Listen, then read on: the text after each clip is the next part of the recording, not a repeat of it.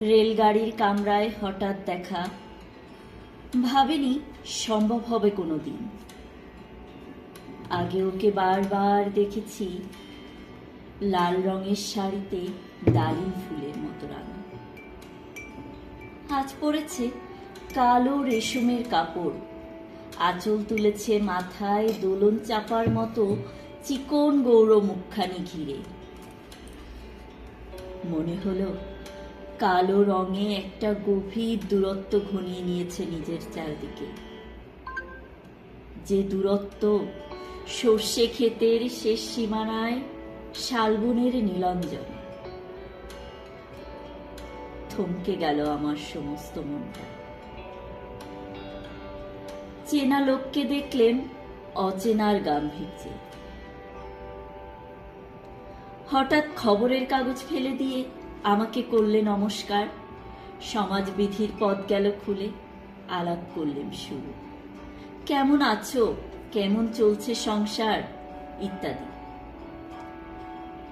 সে রইল জানালার বাইরের দিকে চেয়ে, যেন কাছের দিনে ছোঁয়াচ পার হওয়া চাহনিতে।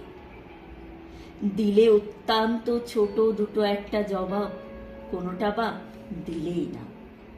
বুঝিয়ে দিলে হাতের অস্থিরতায় কেন এসব কথা, এর চেয়ে অনেক ভালো চুপ করে থাকা।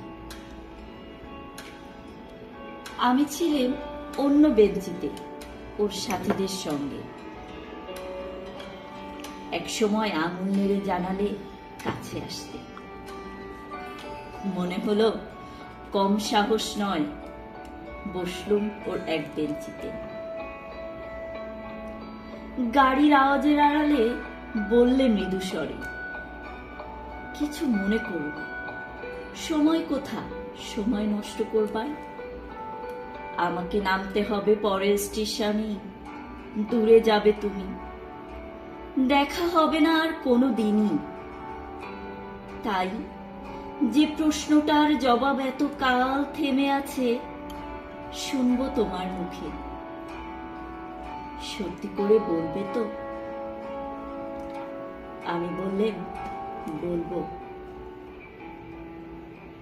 বাইরের আকাশের পানে তাকিয়েই শুধুলো, আমাদের গেছে যে দিন একেবারেই কি গেছে, কিছুই কি নেই বাকি। একটুকু রইলেন চুপ করে, তারপর বললেন, রাতে সব তারাই আছে দিনের আলোর গভীরে।